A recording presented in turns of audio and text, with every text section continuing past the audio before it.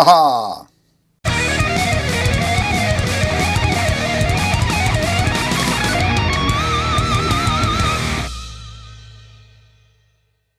Donc, voici la bébête stabilisateur.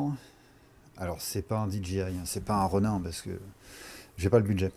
Bien que celui-là est quand même un petit peu cher, alors la marque, voilà, on la voit pas bien d'ici. Vous avez vu la boîte sur la boîte, hein, c'est Scorp C, c'est le constructeur, c'est Feiyu Tech. Alors c'est bien chinois, hein. Donc c'est le modèle Scorp C. Voilà, on a les petites commandes qui permettent voilà, de le déplacer. Déjà, ça c'est pas mal, hein. Hop, hop, voilà. Il a un mode selfie. Sinon, mais je l'ai désactivé parce que c'est embêtant. On a une molette ici qui permet de régler rapidement l'inclinaison de l'appareil pendant qu'on le manipule. Autrement, bah... Et là, les moteurs sont qu'à la puissance minimum, hein. Donc là, il est en charge. Je vais l'enlever parce qu'il est chargé. Et surtout, c'est impressionnant. Voilà, c'est quand on le prend. Là, il n'a pas bougé. Et je fais ce que je veux. Et la caméra, elle reste là où elle est censée être. Ça fonctionne, mais là, voilà, si je la saisis, hop. Tadam, tadam. Voilà, ça bouge dans tous les sens, mais ça reste fixé. Il y a plusieurs modes de suivi, entre autres je peux lui demander le suivi panoramique, ce qui fait que je peux quand même faire pivoter un peu la caméra. Voilà. Alors je vais peut-être augmenter légèrement la puissance des moteurs, je l'ai mis au minimum, mais je vais peut-être l'augmenter un tout petit peu. Lui par défaut il a tendance à les mettre trop fort et du coup il vibre un petit peu. Ce qui est parfaitement désagréable parce qu'on entend vraiment la vibration. Déjà on le sent un petit peu mais bon c'est assez léger. Je sais pas si on l'entend. Je pose le micro dessus. Alors on entendait peut-être un petit bzzzt. C'était ça. Et c'est impressionnant. Et alors avec l'application sur le téléphone, voilà, j'ai de quoi le piloter. Regarde. Je vais essayer de mettre tout dans le champ. Voilà. Hop. Hop.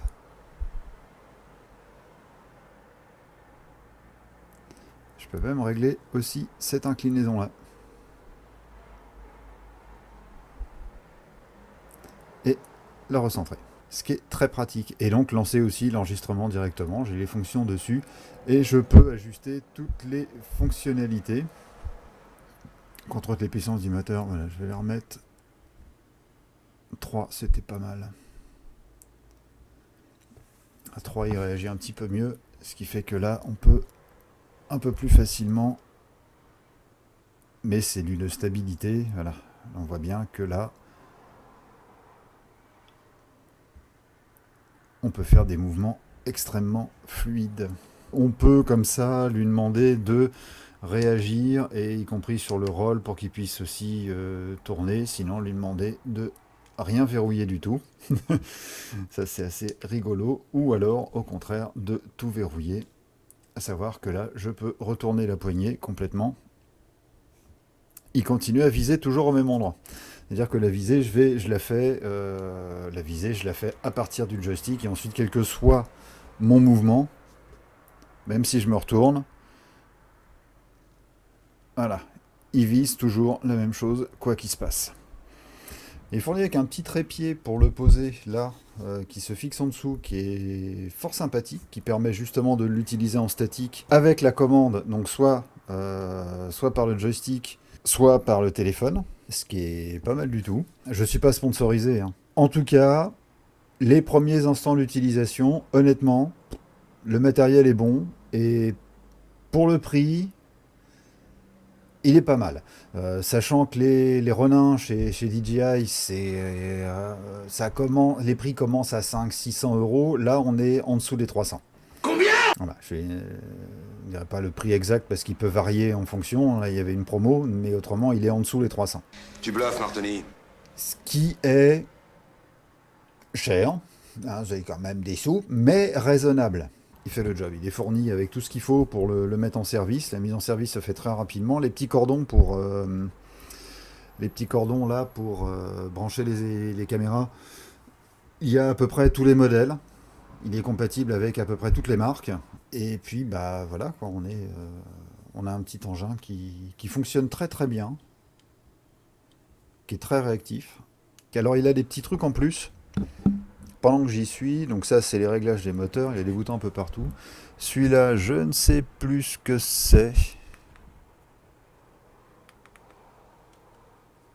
Ouais, d'accord, donc ça me met la caméra comme ça. Oui, si, c'est pour le changement, c'est si on la fixe, pour lui dire qu'on a mis la caméra en verticale, donc il faut la placer autrement. Donc là, le bouton pour changer la molette, parce que la molette, elle peut régler l'inclinaison, le panoramique, ou je vais pas le faire, le tilt, enfin si, je peux le faire en même temps, voilà. Ou, voilà, l'inclinaison de la caméra.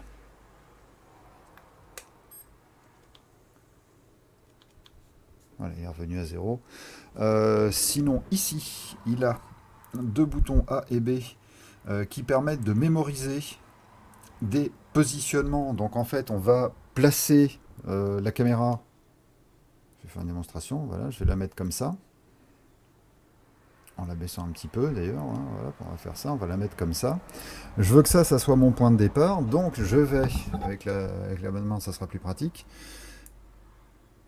Voilà, bip, je fais un appui long. Là, il a mémorisé. Maintenant, je redéplace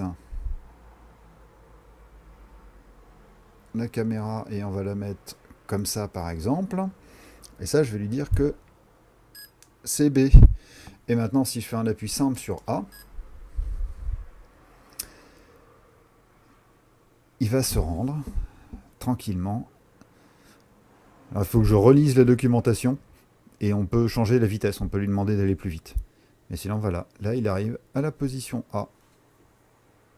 Et si je lui demande B, il y va. Et là, il arrive en B. Dans la série des trucs rigolos, avec l'appli du téléphone, on a aussi ici une fonction où...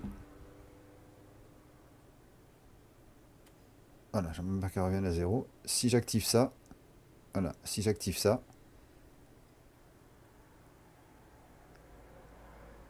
voilà, j'ai juste à bouger le téléphone et la caméra le suit.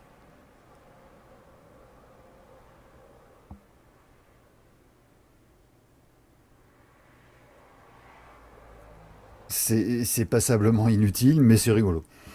Voilà, bah, petite présentation de mon tout nouveau stabilisateur. J'en suis content. Ça va permettre de faire de très très belles images par la suite. Allez, ciao!